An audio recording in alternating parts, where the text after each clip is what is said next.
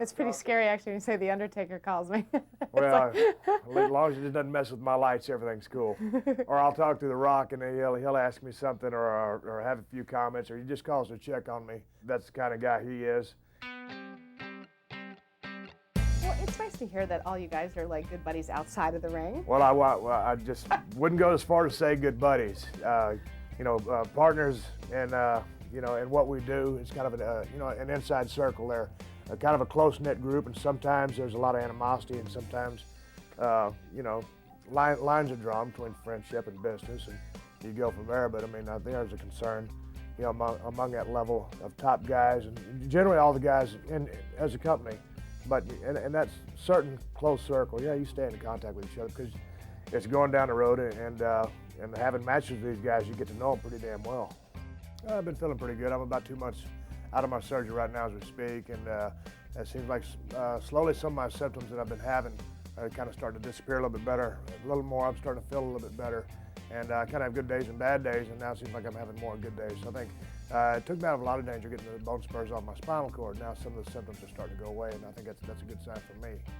This was very serious surgery. I mean, this wasn't just routine, was it? Well, it was 10 years or better playing football than 10 years of pro wrestling. Kind of caught up to me. I had a lot of arthritis degeneration, some changes in there with the bones. I had bone spurs growing against my spinal cord. Of course, there was no space at 3 and 4. So I had to go in there and drill those off my spinal cord to relieve the pressure. I had a lot of pain in my arms and my legs, and a little hyper-reflexive in the lower body. Just some crazy things like that. And the nervous system's a whole different ballgame. It seems like now that the fusion is starting to heal up, those bones have got to grow together in my neck.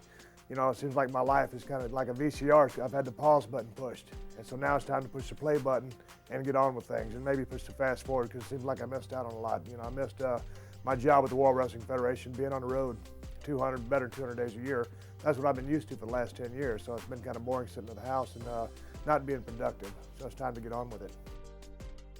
No, well, it's kind of hard because anytime you're at a high level of success and doing what you love to do, and it just gets taken from you, if you walk away from it, that's one thing. But because of the situation I was in, you had to walk away, and it's hard. I really, since I left the ring, I haven't been able to, or not, I wouldn't say haven't been able to. I don't really like to. I haven't watched one single match in its entirety. I watch a segment here or there. I haven't watched a complete show, so I'm really out of touch with what's going on because it's hard to watch. And I keep up with all the guys. I'm on the sidelines, and I was instrumental with The Rock getting to the level that he's at. Then again, also The Rock has that talent, and the World Wrestling Federation is the vehicle that pushes him. So a lot of people are responsible for him being where he's at, and I certainly don't take any of the credit other than the fact that I was one of his opponents. Triple H has done the same thing, has ascended to the top level. He's a workhorse type heel in the business. I'm not a jealous person. I guess I just wasn't brought up that way. There's probably a lot of people in the business who are jealous, but I always looked at it as this way. When it all was said and done, you had a ring, a squared circle, as we always call it, just for the hell of it. You have this square that everybody gets a chance to go in there and run off the ropes, hit each other, fall down, cut interviews, be involved in storylines. You all have the same opportunity, and you make the most of it. Some guys make it to the top, some guys never will. We all had the same opportunity. I'm on the sidelines, but no, I'm not a jealous person. I'm happy with the things I've done, and I'm happy with the things they're doing. Do you think, Steve, that you will return to the ring? I don't know. That's the big question, because right now I just had my first set of x-rays, a couple weeks ago. Bone fusion's in place. My titanium plate, my screws are still holding up. I hadn't blown anything out. Of course, when you're sitting around eating enchiladas and drinking beer, there's not a high risk factor there other than the cholesterol level. Time will tell. I have a very conservative doctor. Have you thought about the notion that you might not be able to return to the ring? Yeah, I think about it all the time. It's one of those things that I've been off for 4 or 5 months now, and I'm 2 months out of surgery, and that's something I think about probably every day. But I don't center my whole life about it, but I mean, when you're sitting at the house, there's not a whole lot of things you can do other than doing the little projects I've been doing at the house, and you think about making money, you think about being productive, you think about doing what you love to do. And the last 10 years of my life being dedicated to the pro wrestling, and the last 4 or 5 years with the World Wrestling Federation. So if there is that possibility that you might not be able to go back into the ring, you will accept that? Yeah, you got to. I don't, like I've always said, in the World Wrestling Federation, I don't ever expect anybody to feel sorry for me. That's not the kind of person I am. And I won't feel sorry for myself. I'm not a crybaby.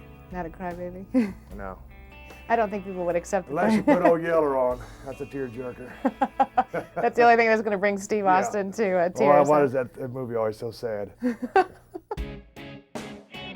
No, you got to look at it this way. Yeah, out of sight, out of mind to a degree. But, you know, it's just like, say, okay, Stone Cold Steve Austin's no longer in the ring. Man, there's always going to be those Stone Cold Steve Austin fans that made me, at one time, you know, the hottest guy in the world as far as, you know, the world of sports entertainment goes. But you can't live in the past. You're not going to sit there and go to a World Wrestling Federation match while The Rock and Triple H or The Undertaker's out there banging each other and just sit there with your arms crossed, mope and say, man, I wish Stone Cold was here. You live in the present. If you're living in the past, it doesn't matter who you like in any sport. You know, I'm confident and I'm happy with the success I had. And I don't think that the Stone Cold Steve Austin story is going to stop just because I'm not in the ring right now.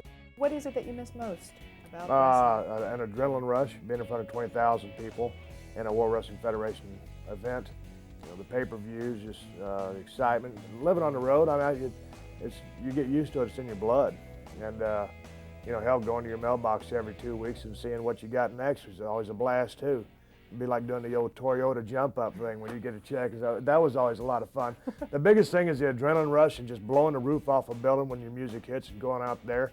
And whether you're a good guy or a bad guy, if that other guy is getting booed out of the building, it's just the tension in the ring, just everything that goes with it. Because you can, to me, you know, we're sports entertainment, but when I'm out there, it's the real deal, and you just miss that being involved so much.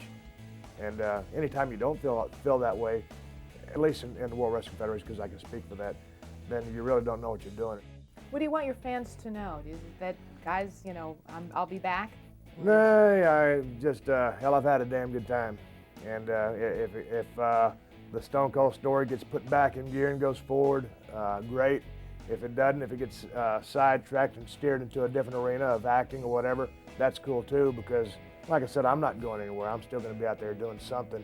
And if I'm attached to it, I'll put every bit of work ethic into it I did, you know, with the World Wrestling Federation to create what myself and the World Wrestling Federation created with the Stone Cold thing.